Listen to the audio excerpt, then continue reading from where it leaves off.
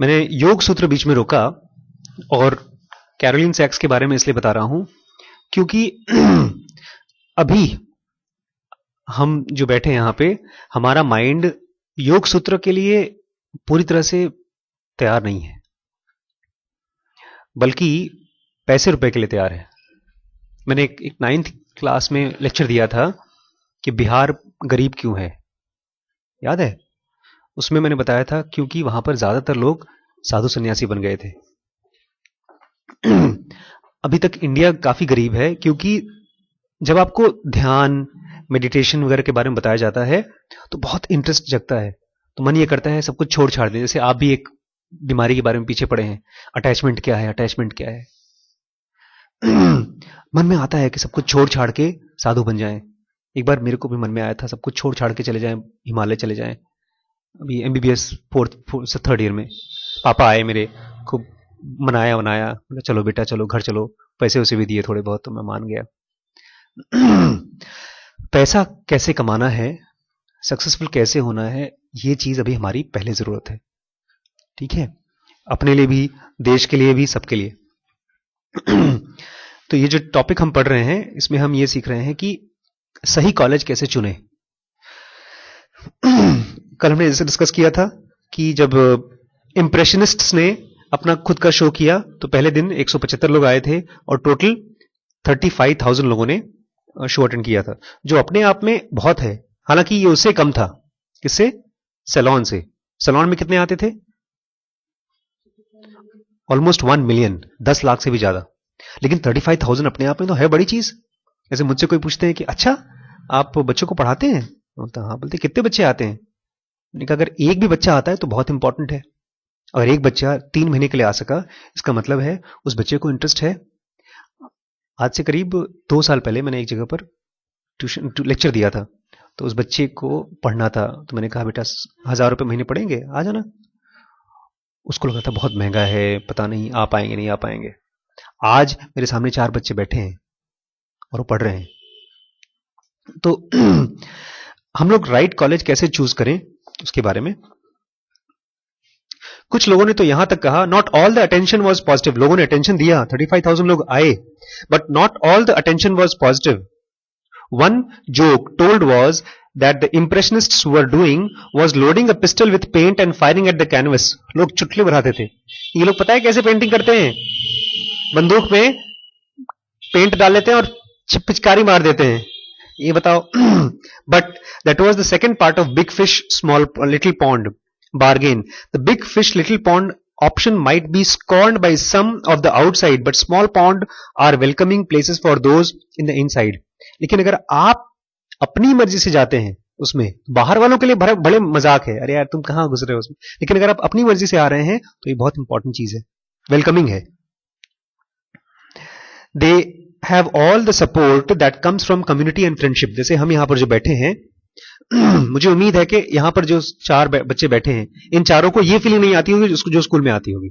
School में ये feeling होती है कि तुम कम जानते हो, तुम ज्यादा जानते हो। तो यही यहां पर भी होता था। कम्युनिटी एंड फ्रेंडशिप से जो फीलिंग आती थी वो यहां आती थी।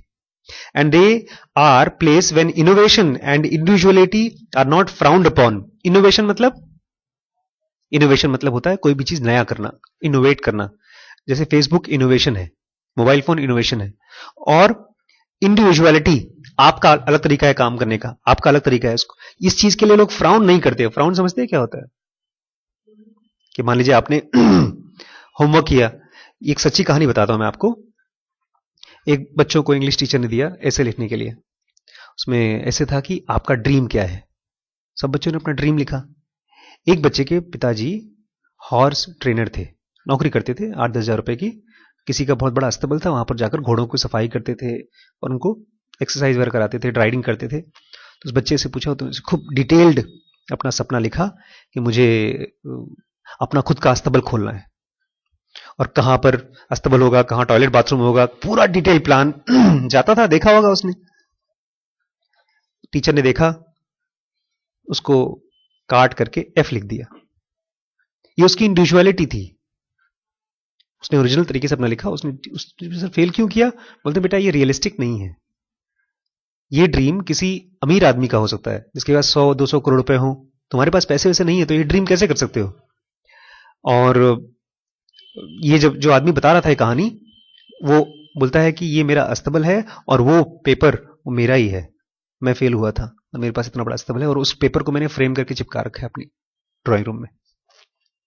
तो टीचर बोलता है कि टीचर बोलता है जब टीचर ने मुझे एफ कर दिया तो मैंने कहा सर आप अपना एफ रखिए, मैं अपना ड्रीम रखूंगा। तो अगर बड़े पॉन्ड में रहेंगे तो आपकी इंडिविजुअलिटी और आपका इनोवेशन लोग हो सकता है फ्राउन करें, लेकिन छोटे पॉन्ड में नहीं। We are beginning to make ourselves niche, एक नया वर्ड है, ये बहुत किस्मत की बात है कि आप इतनी जल्दी सीख रहे हैं इस नए वर्ड को। इसका नाम है नीश। बोलिए एक बार, नीश, NISHE। क्या है? नीश। नीश बिजनेस में उस नई चीज को बोलते हैं जो किसी ने खोज ली और दूसरों को नहीं पता। जैसे माइक्रोमैक्स और कार्बन जिन लोगों ने बनाया उनको नीश मिला, नोकिया से भी ज्यादा पैसे कमा लिए हैं उन्होंने। कैसे? उनको मालूम पड़ गया कि बॉस एक सेक्टर है लोगों का जिनको कैमरे में महंगा कैमरा ब्रांड नहीं चाहिए, म्यूजिक चाहिए, डबल सिम कार्ड चाहिए और ठीक ठाक सा कैमरा चाहिए। खटाखट खटाखट चाइना से लाए सामान, बनाना शुरू किया, बेचना शुरू कर दिया। और लोग कहते थे चाइनीज चाइनीज, तो बोल दिया चाइनीज नहीं है, इंडियन है, ब्रांडेड है। और रेट उनको मालूम पड़ गया कि रेट ये 4-5 हजार से ज्यादा नहीं दे सकते। तो ये नीश था जो औरों ने देखा नहीं, आपने देख लिया। एक्चुअली नीश का मतलब होता है गैप। दीवालों में कहीं क्रैक हो जाए तो इसको नीश बोलते हैं। तो बोलता है we are beginning to make ourselves a niche. A hopeful Pissarro wrote to his friend, we have succeeded as intruders in setting up a little banner in the midst of the crowd. बोलता है crowd में हमारा नाम हो गया यार। Their challenge was to advance without worrying about opinions. बोलता है हमको दुनिया की कोई परवाह ही नहीं। और मैं भी चाहता हूं आप लोगों से, जब आप यहां आते हैं अपने लिए खाली यही रखिए, मुझे दुनिया की परवाह नहीं, बस मुझे रेगुलरली जाना है और ये काम सीखना है। He was right. Off by themselves, the Impressionists found a new identity. उनको नया पहचान मिल गया। They felt a new creative freedom. Before long, the outside world began to sit up and take notice. लोगों ने नोटिस करना शुरू कर दिया उनको। In the history of modern art, there has never been more important and more famous exhibition. If you tried to buy the painting in the Warren of top floor rooms today, उस room में जो painting रखी थी, अगर आज खरीदने जाएंगे, it would cost you more than $1 billion.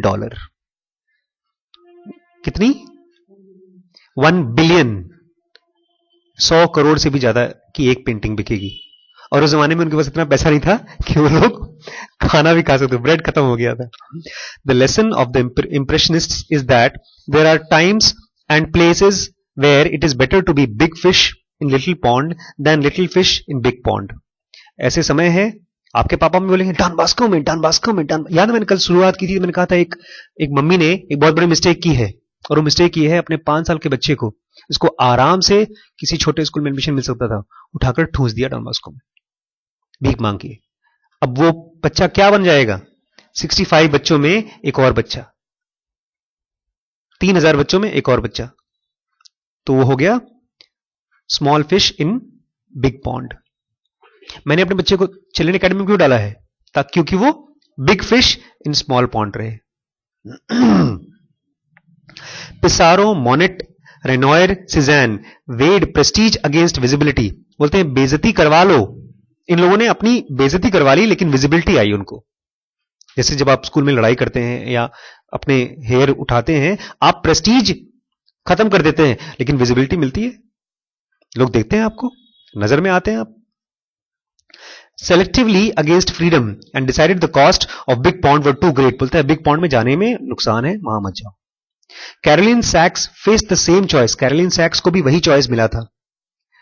She could be a big fish at University of Maryland. अगर यूनिवर्सिटी ऑफ मेरीलैंड में गई होती तो वो बिग फिश होती।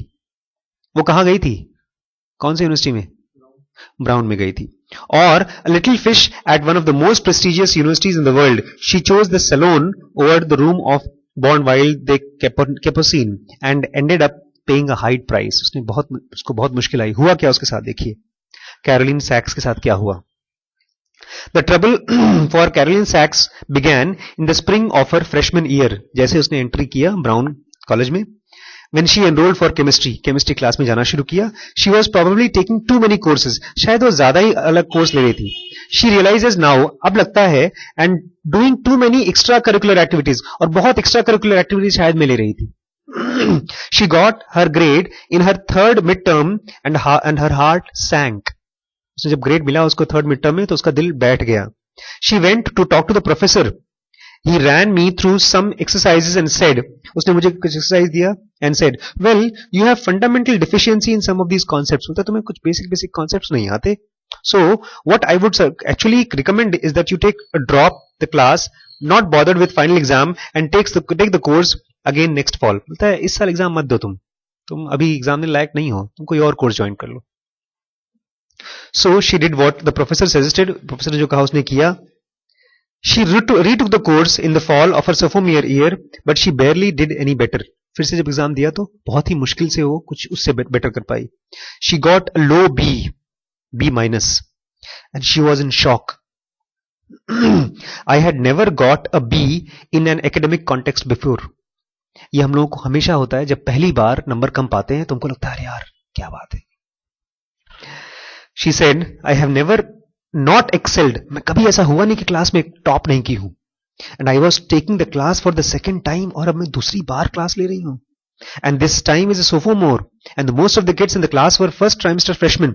मैं फेलियर काउंट हो रही हूं. मेरे साथ जो बच्चे हैं फर्स्ट टाइम एग्जाम दे रहे हैं. It was pretty disheartening. ये बड़ा दिल को चोट लगने वाली बात थी. She had known when she was accepted to Brown that it wasn't going to be like high school. उसको पता था जब कॉलेज में घुसी थी कि अब हाई स्कूल जैसा नहीं रहेगा. It couldn't be. She wasn't going to be the smartest girl in the class anymore. उसको पता था अब मैं क्लास में टॉप नहीं करूंगी. And she had accepted that fact. उसको पता था कोई बात नहीं, झेलूंगी जो होगा. I figured regardless of how much I prepared, there would be kids who had been exposed to stuffs I had never been heard of. मुझे पता है कि बहुत तेज बच्चे आएंगे और मैंने जितना पढ़ा है उससे ज्यादा पढ़े हुए आएंगे. कोई बात नहीं. So I was trying not to be naive about that. मुझे लगता था मैं बच्ची थोड़ी हूं, ये सब मुझे पता है. But chemistry was beyond what she had imagined. लेकिन chemistry उससे हो ही नहीं रही थी. The students in her class were competitive. उसके क्लास में जो बच्चे थे competitive थे. Competitive समझते हैं? Competition वाले. मैं तुमसे आगे रहूंगा. I had a lot of trouble even talking with people from those classes. उन बच्चों के साथ मुझे बात करने में दिक्कत होती थी. She went on. They didn't want to share their study habits with me. मुझसे बताते नहीं थे कैसे पढ़ते हैं वो लोग. They didn't want to talk about ways to better understand the stuff that we are learning. उन लोग मुझे बताते नहीं कैसे कौन सी चीज आसान तरीके से सीख सकती हूं मैं, कैसे याद कर सकती हूं. Because that might give me a leg up. क्योंकि अगर मुझे बता देंगे, आप लोग को बताऊं, जब हम लोग इससे पहले की कंपनी में काम करते थे, वहां पर एक बहुत ही तेज रेडियोलॉजिस्ट था और उसको उस कंपनी के मालिक ने यह काम दिया था कि डॉक्टर आशीष को, डॉक्टर रिम्पी को और 2-3 डॉक्टर्स हैं उनको हेल्प करना. अब वो बंदा, उसने हम लोगों को हेल्प करना शुरू किया. जो सिखाए हम लोग खटखट सीख लें. भाई हम सीखना चाहते थे, वो सिखाना चाहते थे. 3 हफ्ते के अंदर अंदर जो MRI की रिपोर्ट वो बनाते थे, वो तो बनाते थे खूब खोज करके, 4-5 किताब में से बनाई और लिखा. हमने देख करके उनके पैटर्न कॉपी कर लिए, समझ लिया, वैसा वैसा बनाना शुरू कर दिया. चौथे हफ्ते से उस बंदे ने हमको सिखाना बंद कर दिया, झूठ बोलना शुरू कर दिया. ये रिपोर्ट मुझे नहीं आती, और खुद वही रिपोर्ट कोने में जाके बैठ के बना रहा है. हमने जाके बॉस को कंप्लेन की तो उन्होंने बोला ठीक है छोड़ो जाने दो. क्यों? इसीलिए. अच्छा मेरी बराबरी हो जाएगी, मेरे जैसे रिपोर्ट बनाएंगे.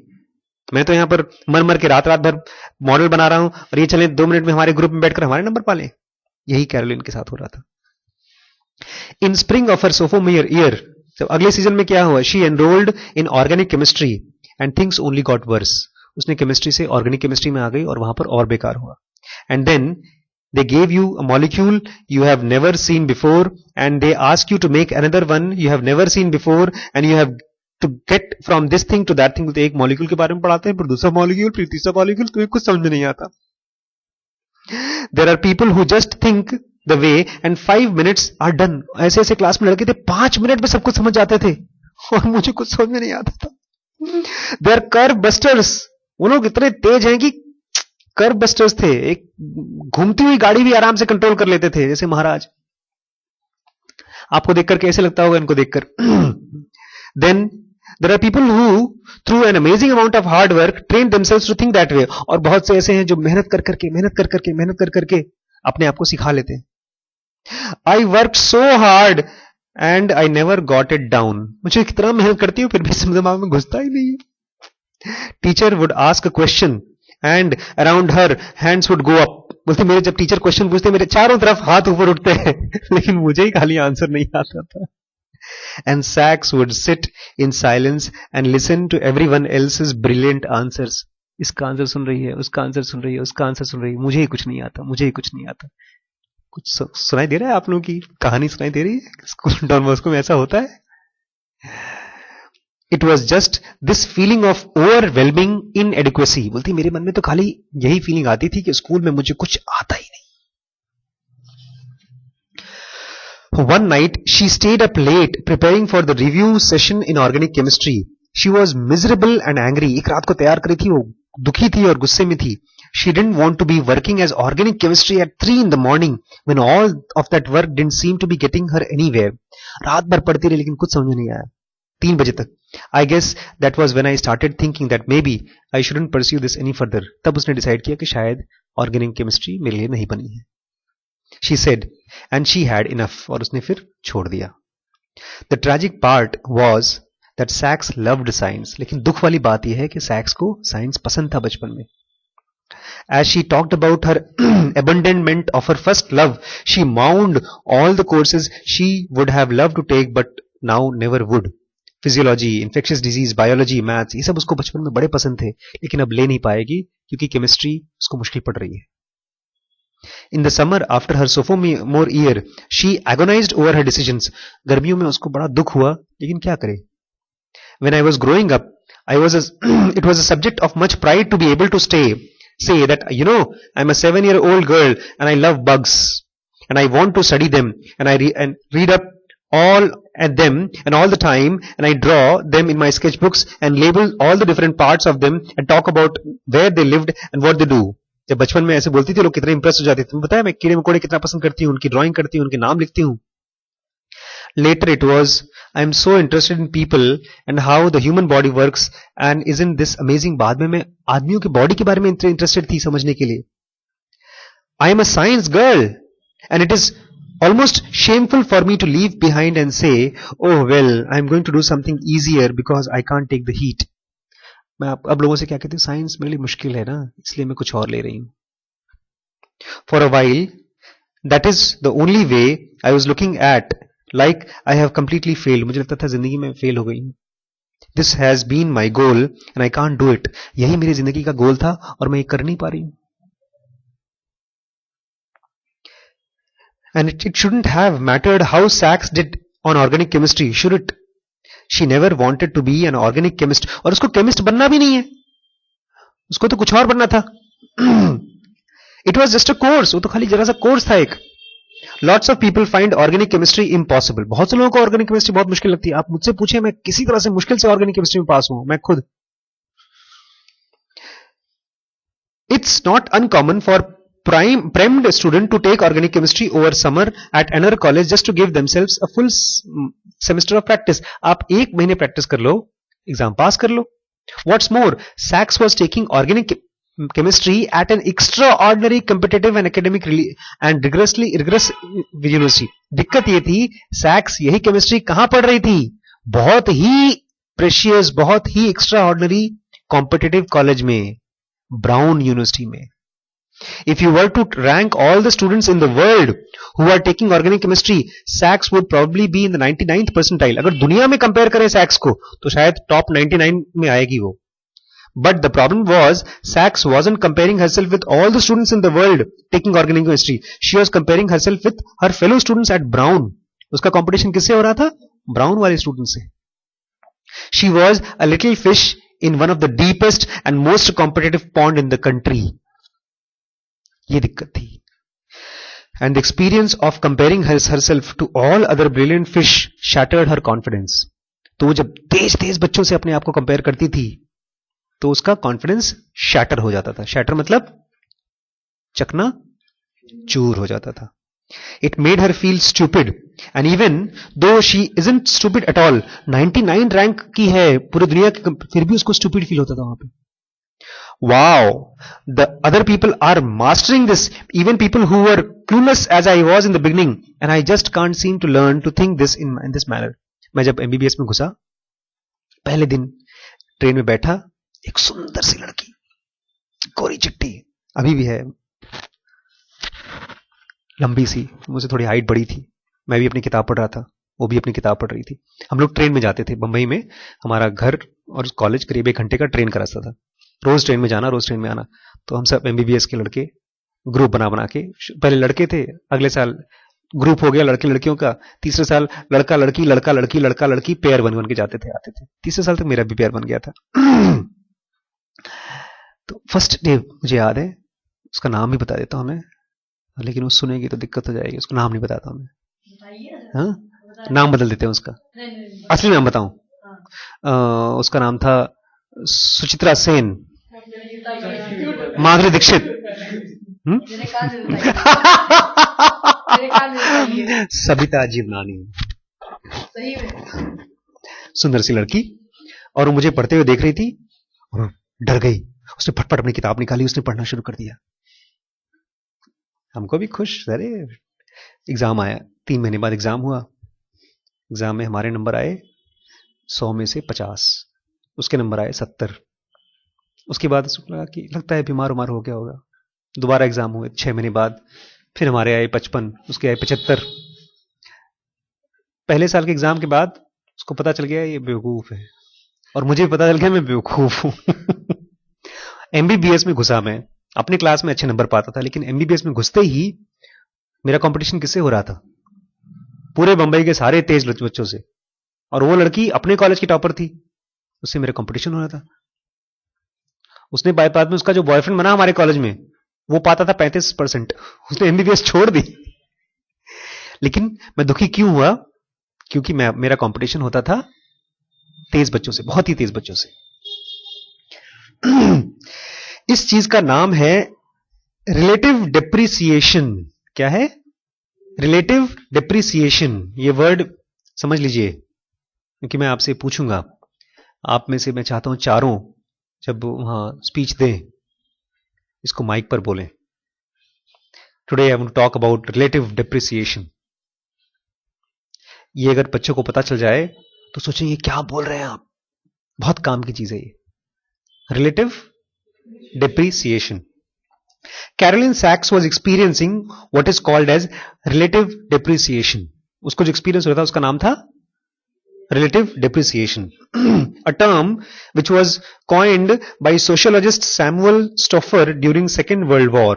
Second World War में Samuel Stauffer नाम के एक उसका नाम था सैमुअल स्टॉफर नाम के एक आदमी ने इसको चालू किया था. ये word Stouffer was commissioned by the US Army to examine attitudes and morale of American soldiers. उन्होंने क्या किया था, आर्मी वालों ने उनको एक काम दिया था कि मिलिट्री वालों का मॉरल चेक करो. मॉरल मतलब मॉरल उनका वो नहीं, मॉरल और मॉरल में फर्क है. मॉरल तो होता है आपकी नैतिक गुण, मॉरल होता है आपके अंदर की हिम्मत. And he ended up studying 500,000 men and women. और उसकी पढ़ाई में 500,000 लोगों को स्टडी किया. 500,000 मतलब कितने हो? 500,000, 5 lakh. From how soldiers viewed their commanding officer, कि सोल्जर्स अपने कमांडिंग ऑफिसर्स को कैसे देखते हैं, to how black soldiers felt they were being treated, to how difficult soldiers found it to serve in isolated outpost. छोटी छोटी चीजों को उसने स्टडी किया कि कैसे अपने सीनियर को कैसे देखते हैं, ब्लैक सोल्जर्स कैसे देखते हैं दूसरे को, या कोई सोल्जर अगर कहीं कोने कतरे में, कहीं कश्मीर में या कहीं पहाड़ों में उसकी पोस्टिंग हो गई तो कैसा महसूस करता है. ये सब चीजें उसने स्टडी की. But one set of questions Stouffer asked stood out. लेकिन एक क्वेश्चन जो उसने पूछा, उन लोगों सबसे पूछा, वो अलग था. ही क्विज्ड, उसने क्विज किया both soldiers serving in military police MP and serving in air corporation, हवाई जहाज वालों में, the forerunner and the air force about how good a job they thought their service did in recognizing and promoting people of ability. Question ये था कि आपकी संस्था, ध्यान दीजिएगा भाई और बहनों, मेरी कविता पर ध्यान दीजिएगा, आपकी संस्था कितनी अच्छी है आपको प्रमोशन देने में. How good a job they thought their service did in recognising and promoting people's ability. कि अगर आप एक कंपनी में काम कर रहे हो तो आपको संस्था सेलेक्ट करे और आपको प्रमोट करे, इसमें आपकी संस्था अच्छी है कि नहीं? नहीं समझे आप? क्वेश्चन क्या था? क्वेश्चन ये है सिंपल कि आप 4 लोग मेरे साथ नौकरी कर रहे हैं और एक आदमी मेहनत कर रहा है, तो मैं उस मेहनत करने वाले को खट से उठाऊं, बढ़ा दूं, प्रमोशन दूं?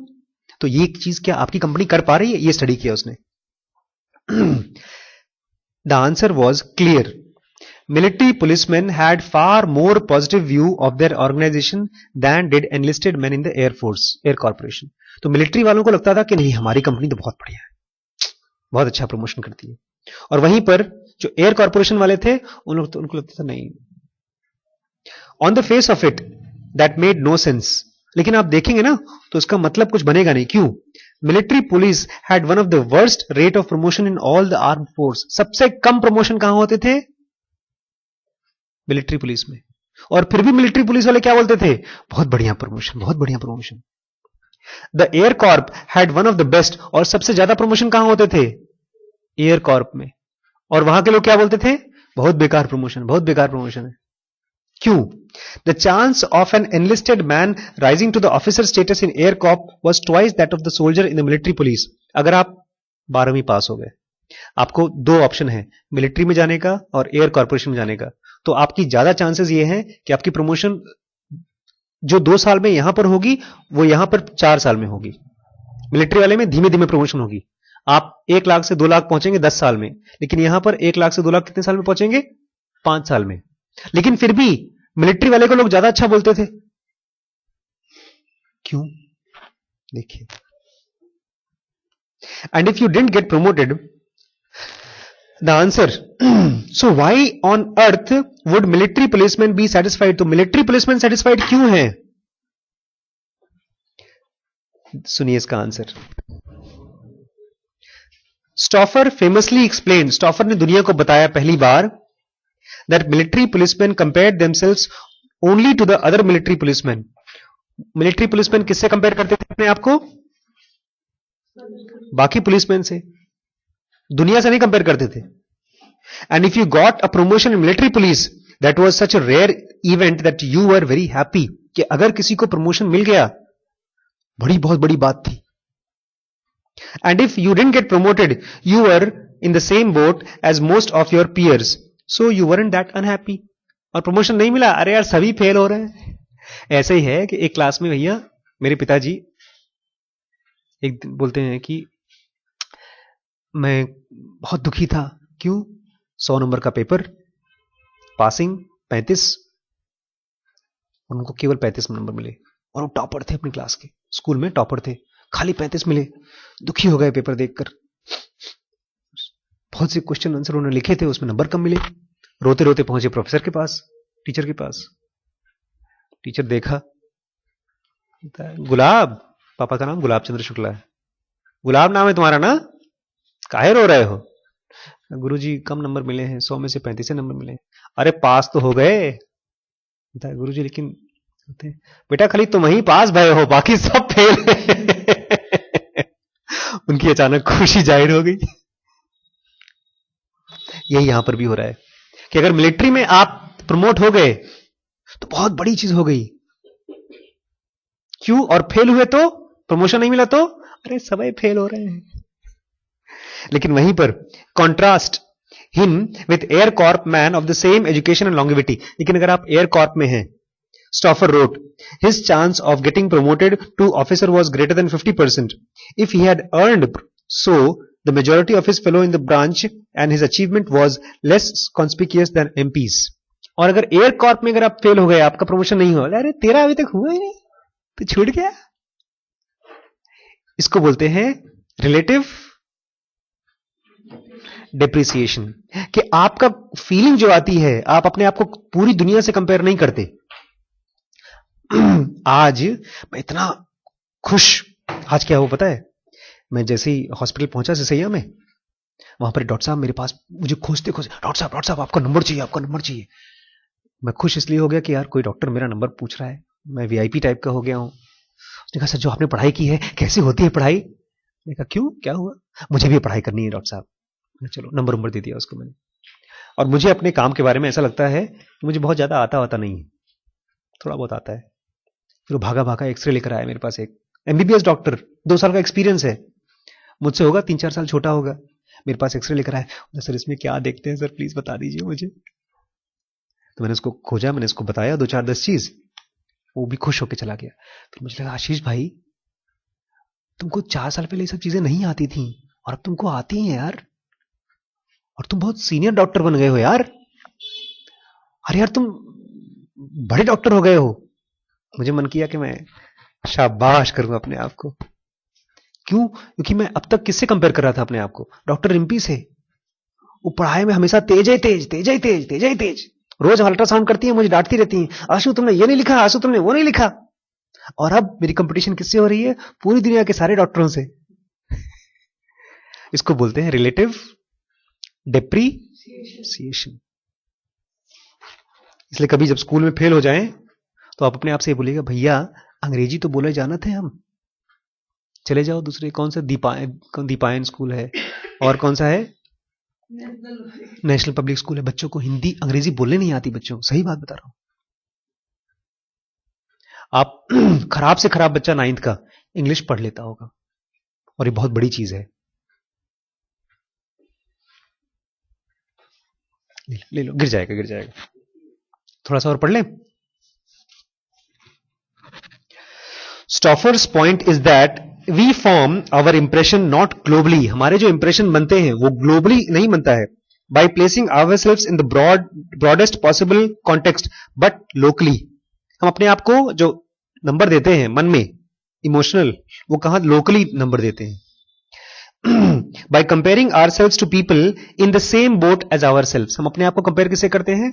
उन्हीं लोगों से जो हमारे साथ एक ही बोट में हैं।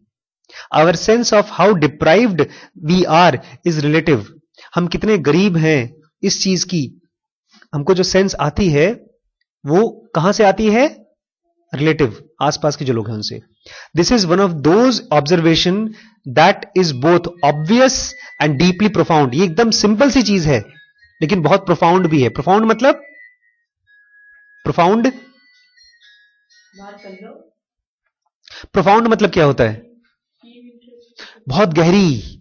प्रोफाउंड मतलब बहुत गहरी चीज आज हम लोगों ने खोजी है। पता है क्या खोजा है हम लोगों ने? हमने ये खोजा है भैया कि जब आप लोग 12th में पास हो जाएं, यहां से डॉन बॉस्को से या किसी भी स्कूल से पास हो, आपको मान लीजिए 90% आया, आपको मान लो 70% आया, आपको मान लो 60% आया, आपको मान लो 30% आया, मान लो, कोई दिक्कत नहीं है। क्यों? क्योंकि आप जिंदगी में आप भी करोड़पति बन सकते हैं, आप भी बन सकते हैं, आप भी बन सकते हैं, आप भी बन सकते हैं। मैं उस पर भी बात कर रहा हूं। अगर फेल भी हो गए, बंबई में एक डॉक्टर है खाली ऐसा जिसकी कंसल्टेशन फीस 2500 रुपए है एक बार की, और उसने एमबीबीएस 11 बार में पास किया है। उसका नॉलेज बहुत हो गया। कुछ नहीं, उसको सही कॉलेज मिल गया अल्टीमेटली। उसने पहली बार फेल हुआ, छोड़ दी उसने पढ़ाई। दोबारा उसके पिताजी ने बोला नहीं छोड़ना नहीं है, दूसरे कॉलेज तीसरा कॉलेज करते करते एक ऐसे कॉलेज में घुस गया जहां पर सब उसी की तरह लफंटर लोग थे, सब फेल होते थे। तो फिर उसने धीमे धीमे पढ़ना शुरू कर दिया, अल्टीमेटली पास हो गया 11 बार में। फिर प्रैक्टिस चालू कर दी उसने। प्रैक्टिस में अगर आप काम करते रहे, काम करते रहे, काम करते रहे, कितना भी लबमुंदर लड़का हो काम सीख जाता है। मरीज, आज मैंने एक पेशेंट, ऐसा पेशेंट देखा जो मैं हार्ट का डॉक्टर नहीं हूं, मेरा काम क्या है? रेडियोलॉजी का। लेकिन मैं जो हार्ट का डॉक्टर देखता है, मैंने तुरंत आज देख लिया। एक पेशेंट आई, पेशेंट बेचारी ऐसे कर रही थी, 22 साल की यंग पेशेंट, मुंह सूजा हुआ उसका, साड़ी एकदम लपेटे हुए अच्छे तरीके से, लिपस्टिक लगाए हुए। मुझे लगा यार इतनी बीमार लड़की है, इसको लिपस्टिक लगाने का टाइम कहां मिला? और उसको लेकर कौन आया था? एक बूढ़ा आदमी। आप थे ना राम जी उस कमरे में? हाँ, वो अंदर आई और मैंने तुरंत उसको देखकर ही पता चल, मुझे मालूम पड़ गया कि इस बंदी को सांस की दिक्कत है, या तो लंग्स की या तो हार्ट की। लेकिन ये चीज बेचारे नए नए डॉक्टर नहीं देख पाए। उन्होंने लिखा था अल्ट्रासाउंड। मैंने उनसे पूछा इसका एक्सरे हुआ है? अल्ट्रासाउंड पेट की जांच होती है। उन्होंने कहा एक्सरे तो लिखा नहीं डॉक्टर साहब ने।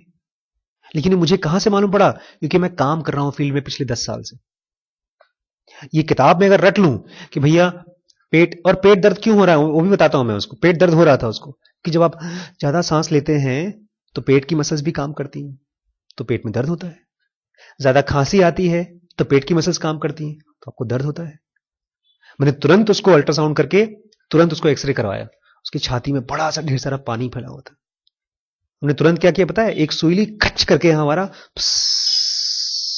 हवा निकल गई। होता क्या है, लंग्स जो होते हैं, फेफड़े, फेफड़े उसकी तरह होते हैं स्पॉन्ज की तरह, उसमें हवा जाता है फिर निकलता है। लेकिन एक चीज होती है उसको बोलते हैं न्यूमोथोरैक्स। क्या बोलते हैं?